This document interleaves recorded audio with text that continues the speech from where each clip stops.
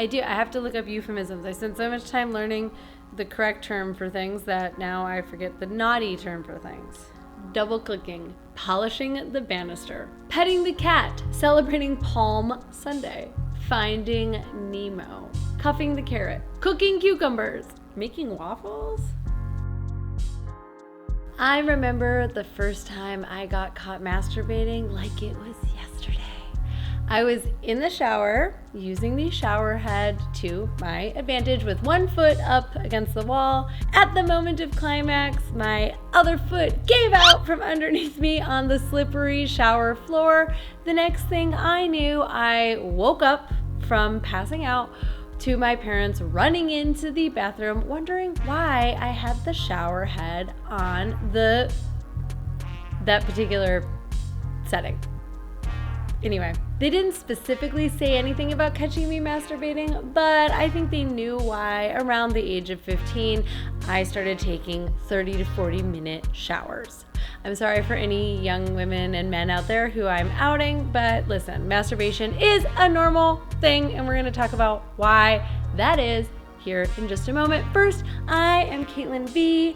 I am the creator of the Come When You Want Masterclass for lasting longer in bed. And in that masterclass, I recommend to men that they masturbate for at least 15 to 20 minutes at a time. Now, it can be hard under any circumstances, but especially the most recent circumstances, to get 15 to 20 minutes alone in your home. You might be living with parents, children, maybe both.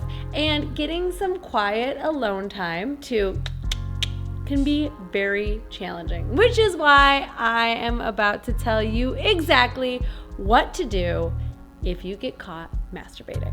First of all, your reaction is going to depend on who caught you and where you were. Now, if you were in a public space that other people have access to, like the living room, you're gonna wanna clean that up, both literally and metaphorically, right away with a quick and sincere apology.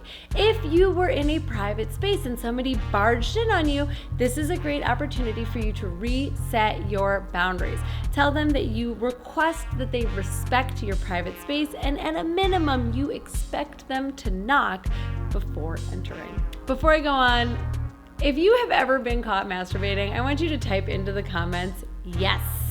I think you're gonna be surprised how many people out there this has happened to. I want you to know you are not alone. All right, the next question is who caught you? It's obviously gonna be a little bit different if you get caught by your parents versus if you get caught by a roommate versus getting caught by a sibling or a friend, and the most common scenario, which is getting caught by your spouse or lover. The first thing you're going to have to navigate is the other person's reaction, especially if you have very conservative or very religious parents that you just got caught by. But I'm here to tell you that you haven't done anything wrong unless you're masturbating in the living room, in which case it was just a wrong choice in location.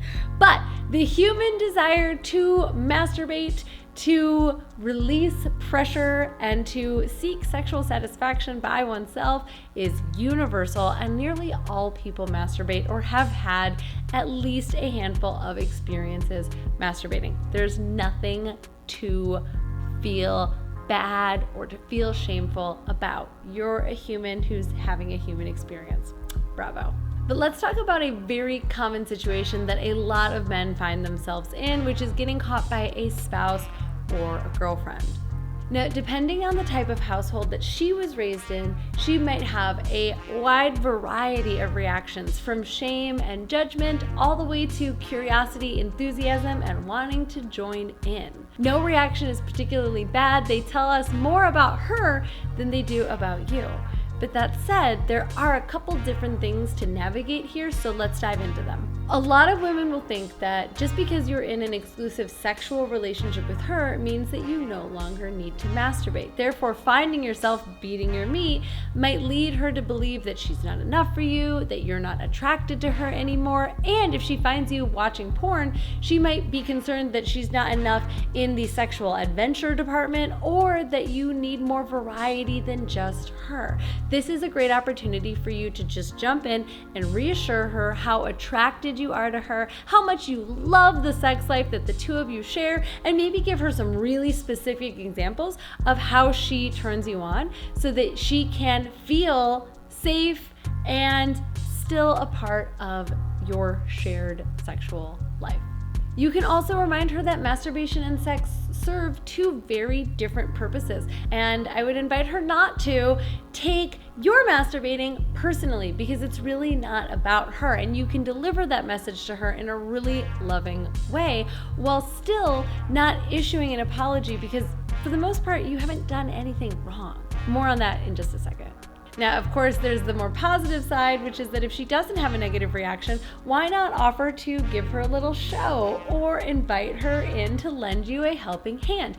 A fun and lighthearted response is perfectly acceptable here. Remember, you got caught doing something that almost all human beings do. It's not like you were, smothering a kitten with a pillow. It's not like you got caught crocheting your ex's name into a quilt, or breaking all of her valuables one by one, or farting on her makeup brushes. I swear to God, please don't put makeup brushes anywhere near anyone's anus. I'm so sorry that I even put that idea in your head. I can't unhave this idea. I'm gonna go clean all my makeup brushes immediately after I finish filming this video. Anyways, the moral of the story is that you didn't do anything wrong, and therefore you need not experience any shame. Now, that said, you still might have a reaction of like, you might want to go and cover yourself up. You might feel a lot of embarrassment. That's perfectly understandable. It's kind of shocking and surprising for all parties involved, but a cleanup, a clear and effective communication about what happened as quickly as possible is how you are going to mitigate all of the harm and the hurt feelings and the potential negative consequences of your actions. Now, let's say she has a very negative response. I ask you to remember that her response is more about her and her childhood and her thoughts on sex than it actually is about you.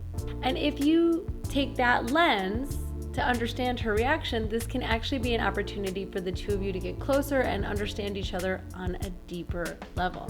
Now, there is one important caveat to this, which is if you are avoiding sex with your girlfriend or spouse and masturbating instead. I once came across this situation with a partner where he stopped having sex with me, but was still masturbating pretty frequently. After a couple weeks of this, I brought it up. I told him that I was really bothered by this, that I really cherished our sexual connection, and that it was really important for me that he sort of save some of his sexual energy to share with me. In having that conversation, I learned that he was mad at me about something that he hadn't brought up and communicated with me yet. We were able to have that communication, get rid of that resentment, and restore our sex life back to a healthy shared space. And yeah, he still masturbated after that, but I no longer felt like it was at the expense of our sex life. And as long as you are masturbating in addition to meeting your partner's sexual needs, especially if you are in a monogamous relationship and therefore have a monopoly on the sex that you are having, making sure that your partner is satisfied, that their needs are getting met, and then masturbating on top of that to get your needs met. Remember, at the end of the day, masturbation is solo sex. It is sex with your original sex partner. You were your first sex partner and you will be your last. You always have yourself to please yourself. And this is a relationship that I really think should be cherished and honored. I think that there is something so cool and so special about our body's ability to get ourselves off. And I think all people should have access to that in a totally guilt and shame-free environment. Here are my do's and don'ts. Don't lie about it. Under very few circumstances, maybe some of you who are watching this are at home with your parents and they're gonna have a really negative reaction if you tell them the truth. In that case, I don't know, tell them you were playing really intense air guitar, or you were doing a mole check, or you thought you felt a mouse under your bed, whatever. But for the most part, it doesn't do us any good to lie. Again, there's nothing to be afraid of here. There's nothing to feel shame over. You are masturbating. It's a normal thing. So as much as possible, do tell the truth and do own that that's what you were doing. Flicking the bean, buttering the biscuit, downstairs DJ, turning on the sprinklers, shucking the corn, softening the peach, Pedaling the spearing pink the canoe, bearded, scratching tapping out into about your the ears, potential, trolling the Bermuda Triangle, Who's taking coming selfies up at the with beach. these? Keynoting Chicago from Joe. Portino. So do not apologize for masturbating. Again, there's nothing wrong. You haven't done anything wrong, so there's nothing to apologize for, unless you used up all the hot water, or you were caught in the living room, or you made someone else feel uncomfortable. But you don't have to apologize for masturbation itself. You may have to apologize for the way in which you were doing it. So do make amends, do apologize for those things, and be sure to quickly address them no matter who it was that you're having the conversation with. Do not succumb to shame. It's very easy for us to revert back to old patterns, to feel bad, wrong, like we're guilty, we are doing something that is shameful. No reason to give into those. If you need to work with a coach on that, to get rid of your sexual shame, I highly encourage you to do that. You can apply for one-on-one coaching with me in the description to this video. Do finish. If you got caught and you're still in the mood, you might as well come. Do remember that you are just like any other human being on this planet, and therefore masturbate. And do realize that if you are at your point of no return, you are going to ejaculate no matter if Mother Teresa walks in on you or a octopus falls out of the sky directly onto you. You are going to finish. That is the point of no return. Don't feel bad if you get caught at that moment and you end up ejaculating. Again, it's just it's like a feature of the human body. We sometimes vomit. Sometimes we ejaculate. Well, not all of us, but technically all of us can ejaculate. Men and women, ejaculation, that's a different video. In fact, that's a whole different masterclass. All right, if you liked this video, give your girl a thumbs up. Make sure that you are subscribed. Smash that bell so that I will pop into your notifications every week when I publish a new video. And I wish you the best solitary solo sexual experience possible. Go out there and beat that meat.